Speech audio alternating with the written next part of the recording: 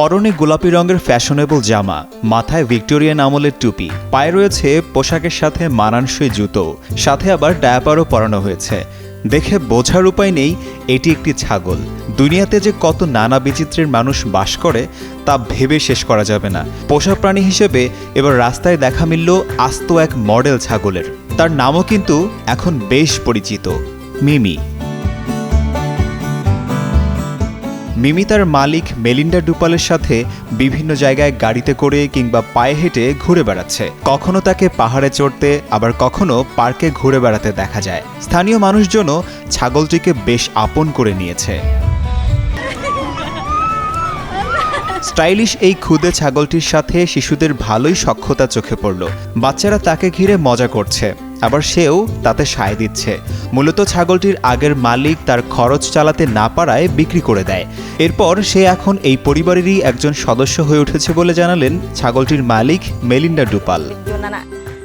আমার ছেলে বলেছিল আমাদের উচিত ওর যত্ন নেওয়া, কারণ ওর আগের মালিক দুধের খরচ চালাতে পারছিলেন না এবং ওর মাও তাকে খাওয়াচ্ছিল না। আমি ওর দিকে তাকিয়ে মুখটা ধরলাম। ওকে খুব অসহায় লাগছিল। মনে হচ্ছিল ও যেন আমাদের বলছে তাকে দত্তক নিতে।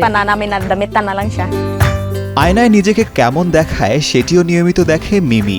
ডুপালের সাথে এলাকায় ঘুরে বেড়ায়, যা দেখে প্রতিবেশী ও পথচারীরা বেশ আনন্দ পায়। প্রাণীর প্রতি ভালোবাসা ও যত্ন অন্য সবাইকে অনুপ্রাণিত করে। তার সোশ্যাল মিডিয়ায় উপস্থিতি সম্পর্কে ডুপাল বলেন, ওর ডায়পার পরা একটি ভিডিও ভাইরাল হয়েছিল। মানুষ পরামর্শ দিল যেন ওটা আটকে রাখার জন্য গার্টার ব্যবহার করি। তখন থেকেই আমরা ওকে সাজানো শুরু করি। এই ধরনের ছাগল দেখা খুব বিরল, কারণ সে তার মায়ের সাথে খেতে বসে এবং তার আচরণ খুবই ভালো। আমি এবং আশেপাশের অন্য সবাই তাকে দেখে বরাবরই অবাক হই। ফিলিপাইনের লেওতে প্রদেশের এই ছাগলটি এখন সামাজিক যোগাযোগ মাধ্যমে ভাইরাল। বিশেষ করে লোকজন তার একের পর এক নজরকাড়া পোশাকের জন্য চেনে। আর এসব স্টাইলিশ পোশাকের বড় সংগ্রহশালাও গড়ে ফেলেছেন ছাগলটির মালিক। জনপ্রিয়তা ছাপিয়ে মিমির গুরুত্ব এই পরিবারের কাছে অনেক বেশি।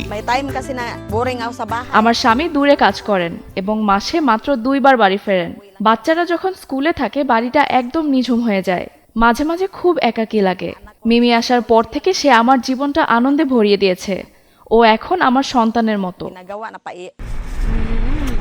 চারদিকে যখন মানুষে মানুষে অসংখ্য দ্বন্দ্ব সংঘাতের খবর, সেখানে পশু প্রাণীদের সাথে মানুষের এমন ভালোবাসার বন্ধন সত্যি নতুন করে আশা জাগায়।